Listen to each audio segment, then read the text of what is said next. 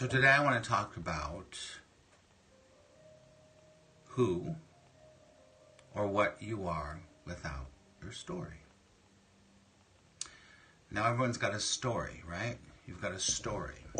And your story, I got a story, you got a story, and many of us have many stories. Say yes if you understand what I'm talking about, that you have many stories.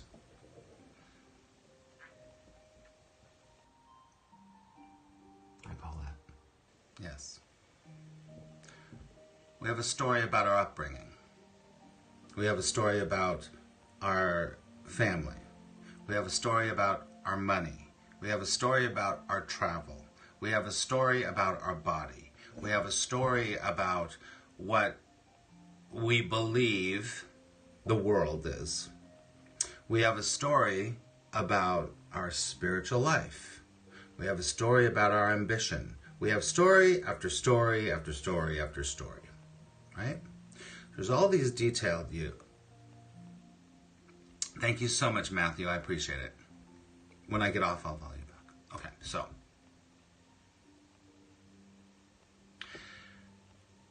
If we, in our egoic mind, are intertwined, all right, Matthew, intertwined with our story so much that we don't have objectivity, then we don't know the truth of who we are. And I know this sounds very, it's very existential, of course. But what I have found is that for myself and for most people, and everyone comes to it in different times, and some people are ready and some people are not, and that's okay, whatever it is that when you come to the place when you're willing to allow everything to be as it is, when we identify completely, thank you so much, with our story,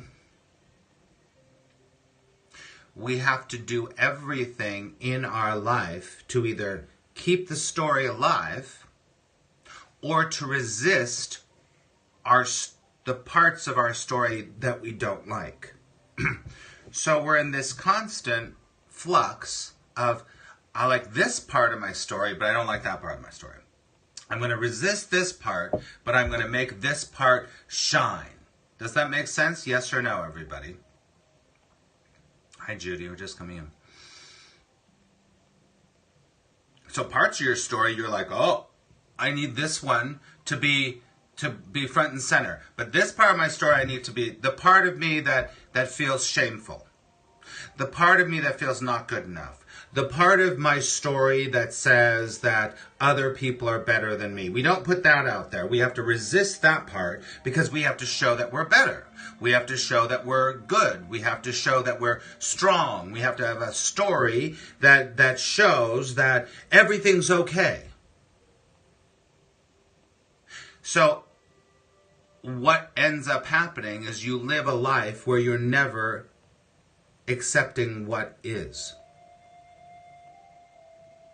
And when you live a life of consistently, and you might not even realize you're doing it, that you're consistently and always resisting what is and not living in the present moment, or you might be living in the present moment with your story, then finding the truth and realizing the truth of who you are is impossible. Take a deep breath.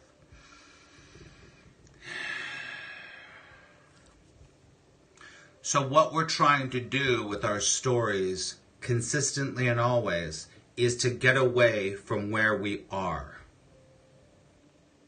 I'm afraid. I have to not be afraid. I'm not successful. I need to be successful. I am fat. I need to be thin. I'm skinny. I need to be heavy. I am whatever.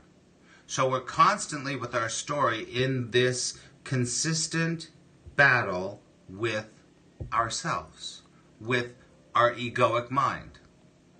Thank you, Trina. With our egoic mind Always, always, always. And this battle keeps us from being right here. So when I ask the question, who are you without your story? There's not a scholastic answer to that. There's an experience. Beyond your story that your ego has created for you, beyond that story is another experience of the vastness of truth. And all it takes is a nanosecond of being in that place where you're willing, completely, 100% willing to let go of your story. So there's no scholastic answer to who or what are you without your story, because that again engages the mind, engages the egoic mind to be like, well then, if without that part of my story, I'm this. That's not what we're talking about here. Any true spiritual question is not going to add to more story. It's not going to add to another strategy, another thing to do, another technique to have, another tip to employ. That's not true spirituality, because the true spirituality is the stripping away of all of that stuff, because you cannot not be spirit. And when you realize you cannot not be completely connected to spirit, you begin to let go of the story. But the ego doesn't want you to do that. The ego wants to be, right, Obi? The ego wants you to stay attached to the story because it has identified with it. And for you to even consider who you would be, what you would be without your story, the ego loses its shit because it will have nothing to do. Does that make sense? It won't have any story to continue. Good morning, Michelle. It won't have any drama to completely keep you moving forward in your life of where you think you should be. And thank you, Michelle. And how successful you should be, or how spiritual you need to be, or how enlightened you're supposed to be. And listen, spirituality is just another way of adding another tool to your toolbox. And listen, I am just as guilty as everyone. See this shirt? I am just as guilty as the next guy. But I will tell you this, and I said it earlier.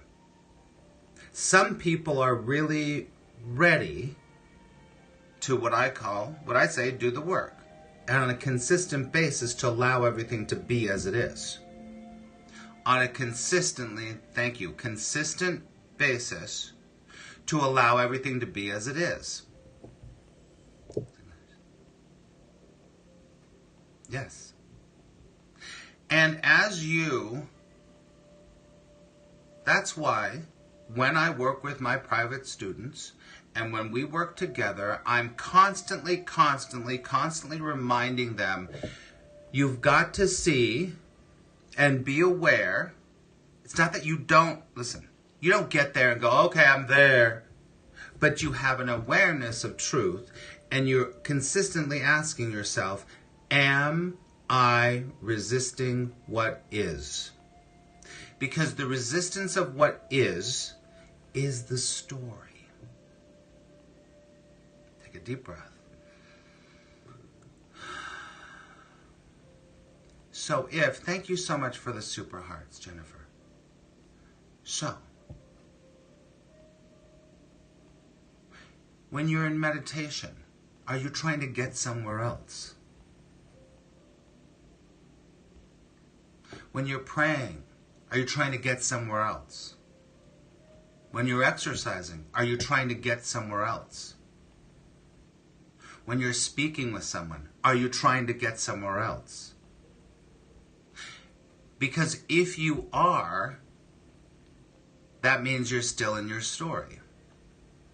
That means that your ego still needs to be right. And if your ego still needs to be right, that's okay. But for a nanosecond, can you let it go? Can you allow everything to be as it is? So that's my question for you today. Because if you keep asking this question, who will I be without my story? Pretty soon, the questioner begins to disappear. The I. Who am I without my story? Who am I without my story? Truly small. Right.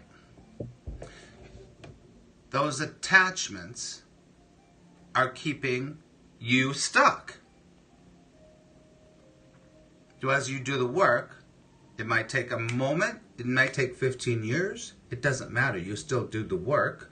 And the work is consistently always asking yourself, what am I pushing against?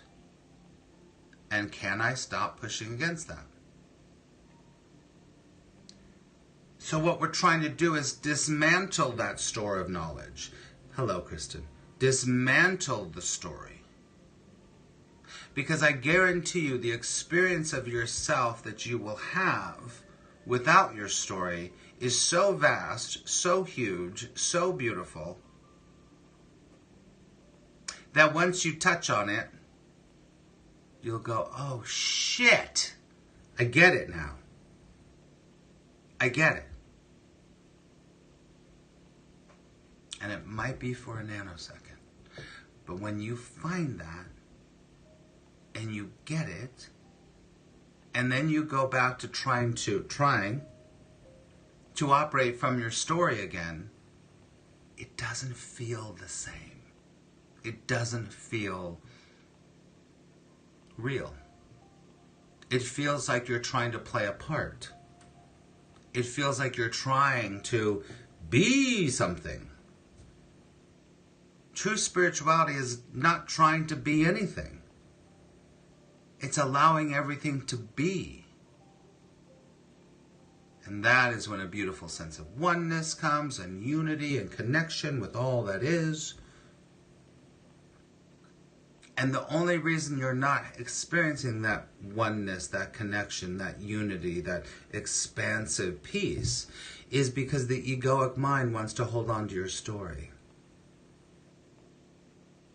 So today, ask yourself if you can let go of your story. Your story of, I was born in 1964, I am a male, da-da-da-da-da. I had this happen to me, and this happened to me, and here's my history. I'm this age, I'm this weight, I have this ambition, I want to get this.